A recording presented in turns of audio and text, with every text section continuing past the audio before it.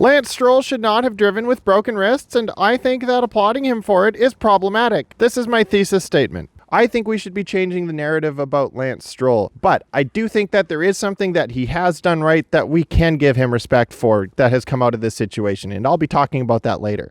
While training for the upcoming Formula One season, Lance Stroll was hit by a car while riding a bicycle, and that is a raw deal. Breaking both your wrists right before the best shot you've ever had in a sport is a terrible thing to happen, especially for a pro. The fact that he was able to navigate a Formula One car to 6th place with broken wrists is impressive, but it sets a terrible precedent. There is also the fact of his own safety, but that doesn't change the fact that he was setting a really bad example, one that I haven't seen anyone talk about yet. Professional athletes competing while injured is something I take extreme exception to.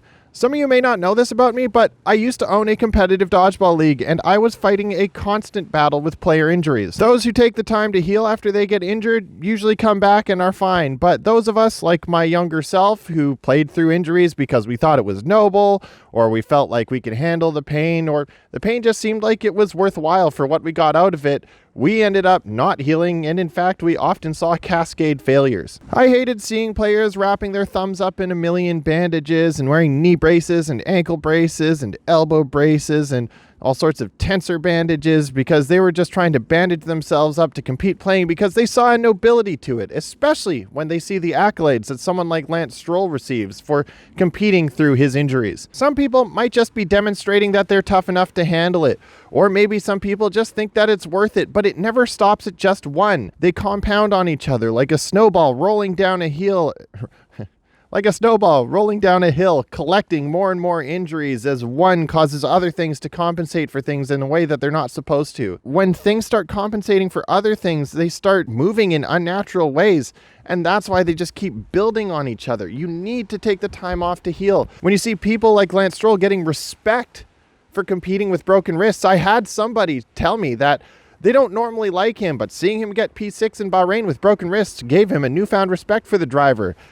That sends the wrong message. I did a community poll to see how people felt about Lance Stroll as a result of competing injured, and well over 70% of respondents said that they respect him for it, and it was less than 30% who were saying that they felt like he should have taken the proper time off to heal. Publicly, I would have liked to have seen the broadcasters chastising him and the team for propping him up to compete like this, instead of giving him praise and heaping on the compliments and the respect for competing while injured. We have no idea what damage this could cause to Lance long term. And after seeing a performance like this, how many people will think that competing with their own injuries is not just the right decision, it's a good decision?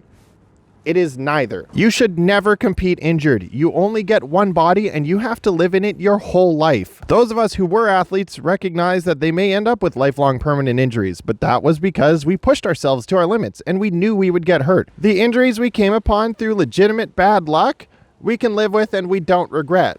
The ones that we do regret, and the ones that are harder to live with, are the permanent injuries that are our own damn stupid fault because we didn't take the time off that we needed to heal. Do yourself a favor and get cleared by a physician before you compete following an injury. And respect the healing process. Do the exercises that the physio assigns you and show up to your appointments.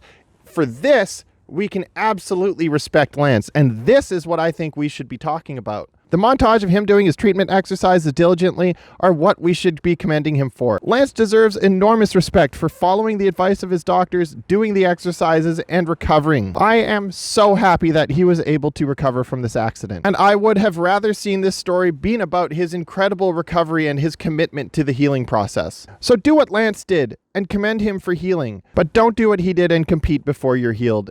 And certainly don't commend him for doing so. You can consider this the Canadian summary of the Bahrain Grand Prix. I'm going to be back doing these after every race. They're just not going to be part of Race Weekend Update anymore, so hit that subscribe button if you want to see more of these.